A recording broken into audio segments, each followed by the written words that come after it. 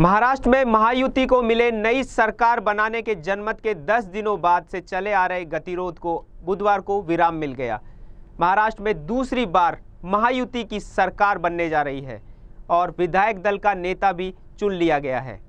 विधायक दल के नेता चुने जाने के बाद देवेंद्र फडणवीस की मुख्यमंत्री के रूप में ताजपोशी तय हो चुकी है, लेकिन महायुति में सीएम पद को लेकर आ रही विसंगति सहमति में जरूर बदल गई हो, लेकिन अभी भी सरकार के सिपासालार किस दल के और कौन कौन होंगे, इस पर बात अटकी हुई है। नमस्कार, मैं हूं मनिंदर प्रताप सिंह। गुरुवार को मुंबई के ऐतिहासिक आज़ाद मैदान में महायुति के सिर्फ मुख्यमंत्री और 2 उप मुख्यमंत्रियों की शपथ होगी।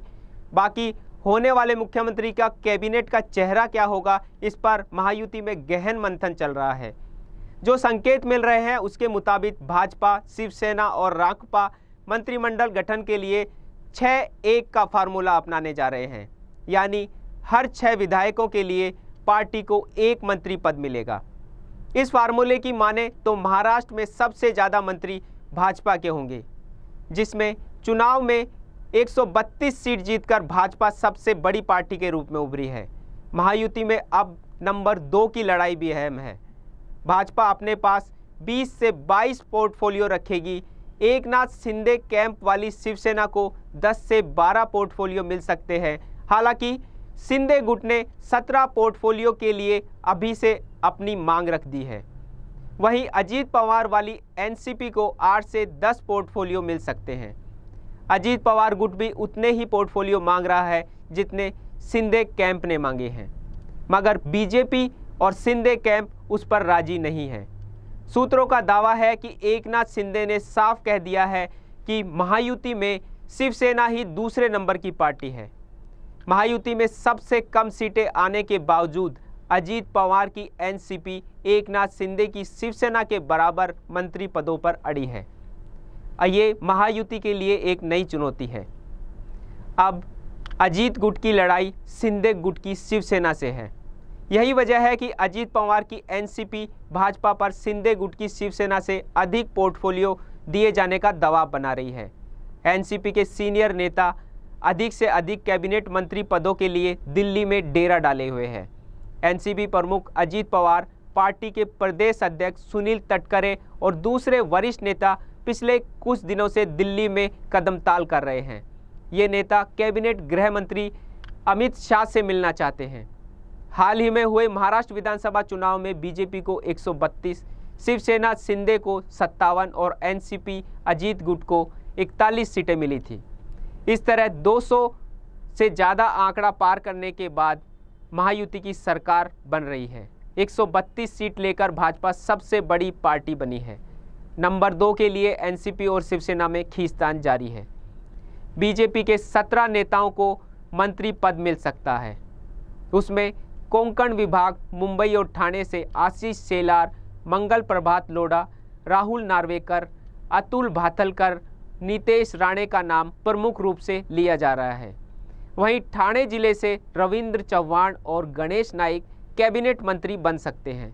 पश्चिम महाराष्ट्र की बात करें तो माधुरी मिसाल, शिवेंद्र सिंह राजे भोसले, राधाकृष्ण विखे पाटिल और गोपी चंद पडलकर को मौका मिल सकता है। इसके अलावा विदर्भ रीजन से चंद्रशेखर बावनकुले और संजय कुटे कैबिनेट मंत्री बन सकते हैं। प्रदेश अध्यक्ष चंद्रशेखर बावनकुले को मंत्री बनाए जाने की संभावना प्रबल है। वह 2014 और 2019 तक फडणवीस सरकार में ऊर्जा मंत्री रहे थे। 2019 में पार्टी ने उनका टिकट काट दिया, लेकिन इस साल पार्टी ने उन्हें मौका दिया और इस मौके को उन्होंने सही साबित किया।